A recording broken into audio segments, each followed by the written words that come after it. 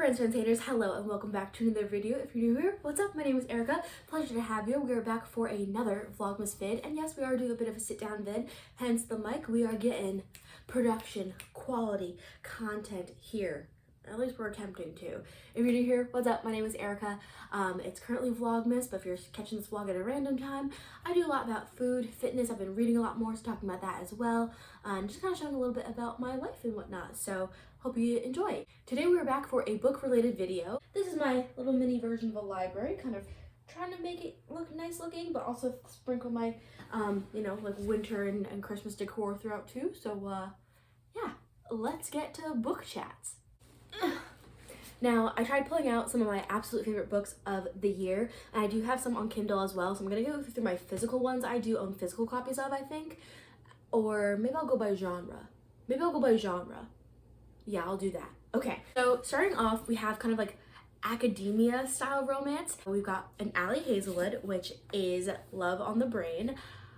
I absolutely love Ali Hazel's writing style. I think it's very fun. I think it's very intellectual because I think almost all the ones I've read, they're all women in STEM.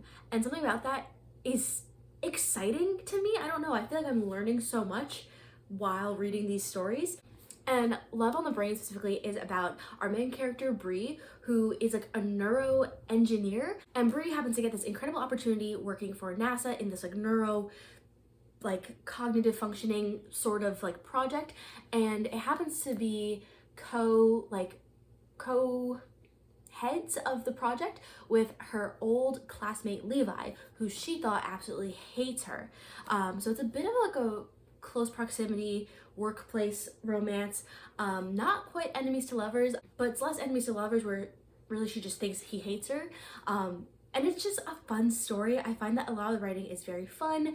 The, spice within Ali Hazelwood's books is spicy and exciting to read and real. I feel like she doesn't use stupid words that some authors use all the time to describe situations. I feel like it's very real. I think this was probably my favorite one of all of the Ali Hazelwoods I've read so far. Now, next is also Book Lovers by Emily Henry. I read a lot of Emily Henry this year, and I think most people will go for Happy Place of being their favorite. And don't get me wrong, I'm obsessed with Happy Place. I love that. But Book Lovers, it took me on such an emotional roller coaster that I wasn't necessarily expecting. Essentially, the book follows two main characters, which are Nora and Charlie. They both work in the writing world within editing, publishing, something along that nature. I forget who specifically does what. And Nora and her sister go on a trip, and I will say it's very Hallmark movie, but not as cheesy as Hallmark movies can be. And I don't want to give away too much, but I absolutely adored this book so much.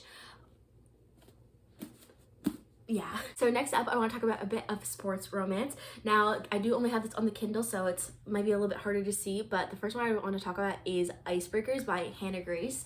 Now, Icebreakers is a college romance, hockey romance type of book. I do find that the hockey elements in it are enough that you get the excitement of sports romance, but not enough that you're overly confused by the terminology and stuff like that. Now, this book follows our two main characters, Anastasia and Nate, and they go to the same university, and they are both varsity athletes. Nate is a hockey player and he's drafted to the NHL, and Anastasia is a figure skater whose dream is to be an Olympian and go to the Olympics. Now, because the school that they go to is in such high demand of student athletes, they actually even have separate rinks where the hockey team practices in one and all the figure skating practices in another. And when there is a bit of a drama, one of the rinks gets trashed, and then they are forced to share a rink and split the time between the hockey team as well as then the figure skaters. Now, that is where the conflict lies, and I just really enjoyed it. I will say, is the best written book in the world? No. Is it super fun in my opinion? Yes. college and drama and parties and relationships and all this different stuff. Plus then you have the sports elements added into it as well.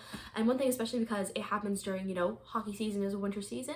So I feel like come, you know, the holiday time, it's a little bit more cozy of a read because they talk about, you know, being cold and snowing and skiing and stuff like that as well. So I don't know, I feel like it gives a little bit more coziness. It is one of a series, so there is a second book that doesn't really have anything to do with hockey. It's kind of like a camp romance, like summer camp, making sense.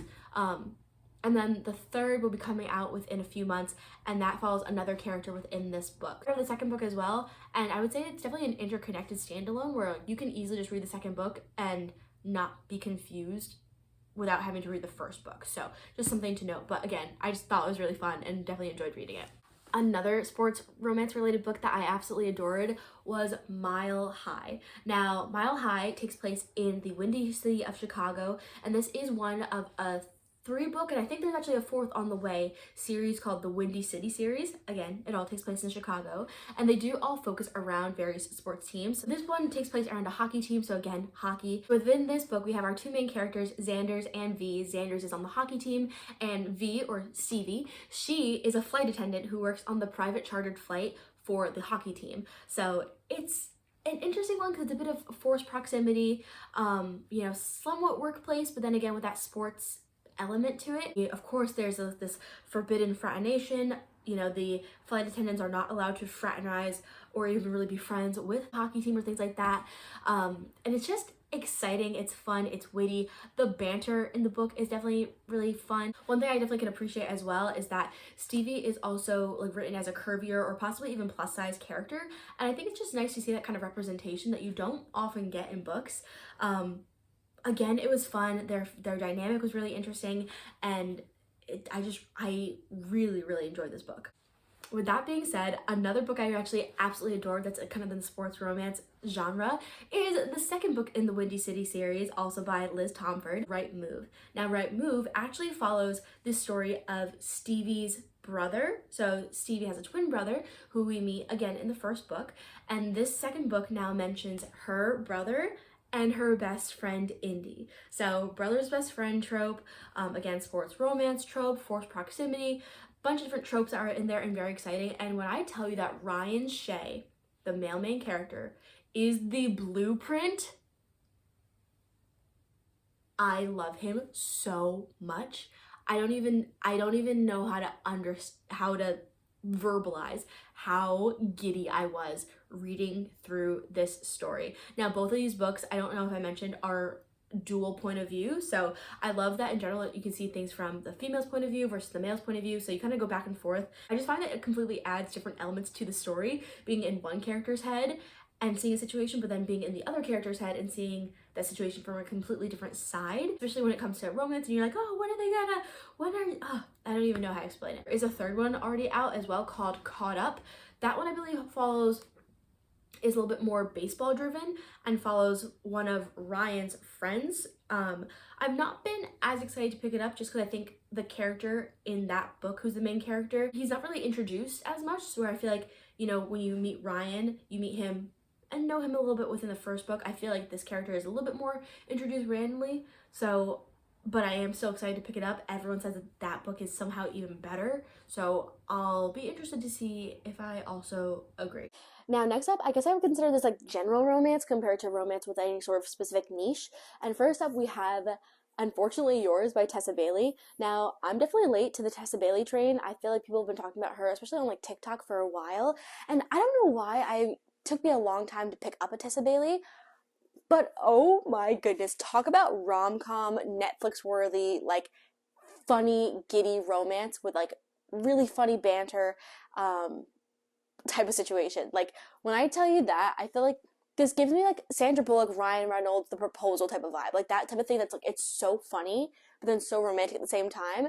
I adored this book. I think the two main characters have so much fun together. It's a bit of forced proximity, marriage of convenience type of situations, and it's so much fun. This is the second of technically a series, but I do find that like you can read this without having to read the first book. First book is called Secretly Yours. I also did really enjoy this, but definitely, I think I enjoyed this one more. Now, our two main characters, you have Natalie as well as August.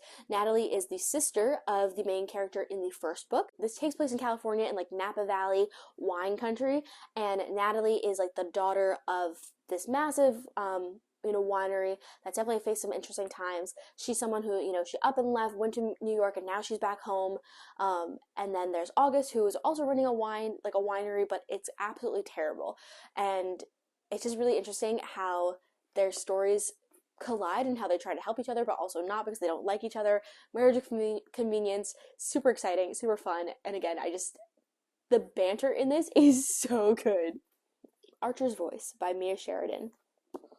When I tell you this is the most beautiful love story I think I've ever read, and easily the most beautiful love story I read this year, I think for romance as a whole, this is my top tier. Like, Archer Hale is the blueprint for just a romance man. Now, this follows two characters, Archer, obviously, as well as then Bree. Bree moves to Pelion, Maine. Definitely a bit of small town romance within this, but not necessarily like country style, which I feel like you can get sometimes with small town. No, this is just small town romance. And you have Archer, who's a little bit of an outcast. He had this accident when he was a kid, so now he can't speak. And it's just them finding a way to communicate, and their story, again, it's just so sweet and so beautiful. I don't know how else to describe it besides that. Now, Archer's Voice does help segue us into one genre that I definitely got really into this year, which was like small town cowboy romance. If you had told me that that was something I would be reading obsessively this year, I would have laughed in your face, but lo and behold, I am obsessed. Two series stood out to me more this year than others, and that is the Edens series by Devin Perry, as well as the Chestnut Spring series by Elsie Silver. They're beasts to tackle, I will say. Both series have, the Edens has 6 books in the series. It follows the Eden family, 6 children in the family, shocker, and each book is their own story. They are interconnected, you do continue to follow in the same timeline. Definitely a bit more of a binge read, I found, but again, just fun, exciting. There's a little bit of like small town crime, I guess I would say, within that series. Single parent with secret father situation. One of them where the female main character is the new chief, and of course she's solving these random murders that have been happening.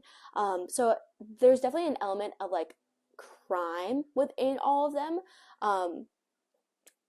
But I think something about them, because I feel like a lot of times with small town romance books, when they follow a family, especially a big family, something about that is so cozy. Like, I feel like the holiday time is a time to be around your loved ones, and so following the love story of this entire family is really special, I think. Now, as I mentioned, the second series is the Chestnut Spring series. There are 5 books in the Chestnut Spring series, and I don't even know how I can choose a favorite. It would be pretty hard. They are small town, a little bit more cowboy romance within those books. So 3 brothers in this family and 2 of their best friends throughout the entire story. So kind of like a found family, but also still family at the same time, and how they are all connected in various ways. It's really fun. They all have different drama. Some of them are bull riders, some of them are single dad trope. So there's so many different aspects of it, but again, their entire family that comes together is just, again, it's fun, it's beautiful, there's so much banter. I swear, I don't think I've ever cracked up more than the father of like all of the siblings. The jokes that he makes, they're just so funny, they're so good. So 2 series I definitely would recommend overall. And last but not least, for the genres and books that I've loved this year, we have fantasy. I'm going to start with a book that I think is an absolute underdog within the fantasy world, that I don't hear really anyone talking about it. Anytime I see the occasional TikTok when I'm scrolling, I'm like, this book is so underrated. One Dark Window by Rachel Gillig. I devoured this book, and I just feel like it's not talked about as much as I think it should be on like social media and whatnot. I don't know how to say it, so I think this book is definitely interesting, where I don't think it follows the standard 3-act structure that you do get in a lot of fantasies. The way you get introduced to like the magical world and system in this book definitely is a little bit different than in some others, which I really, really appreciate. You're not going from here's her current life to then here's the new life, and then here's the conflict. You kind of start in that in between, like here's her current life, but the new life starts within the few pages. You follow our main character Elspeth, who in their kingdom magic is like outlawed unless you have these specific cards. So if you have these cards, you could do magic that only those cards allow you to do. Any magic outside of that is considered like a disease. So if you're someone who's found to have magic, you either have to conceal it or you're punted or killed or something like that. And of course, we find that there are people who have magic who can use it in different ways outside of using the cards. So it's super, super interesting. And again, I'm just really excited to read the second book. Come on. Come on. Obviously, I could not talk about Fourth Wing and Iron Flame. I'm absolutely obsessed with this series. Like it is bad. This is my Roman Empire. It's bad how much this series like plagues my brain, how much I think about theories and what's going to happen next within the third book. And the fact that we've gone through so much in this series within just 2 books. And they're supposed to be like 5 books, I think, in total. I think Rebecca Yarros is contracted for. So I don't know what's going to happen next. I absolutely adored these characters. I will never get over a death that happened in this book, I swear. Even, I literally think about it and I get, like, upset. Similar to what I just mentioned with One Dark Window, Fourth Wing, it does not follow the standard fantasy timeline. You start this book when she's going into the next part of her life. So it's like almost you start this book in Act 2, getting introduced to this new exciting life that she's going into already. So you don't spend all the time in the current life that she's in. The first book is like Dragon School. So it's like they're going off to this war college, and there's various sectors of it that kind of help lead to careers.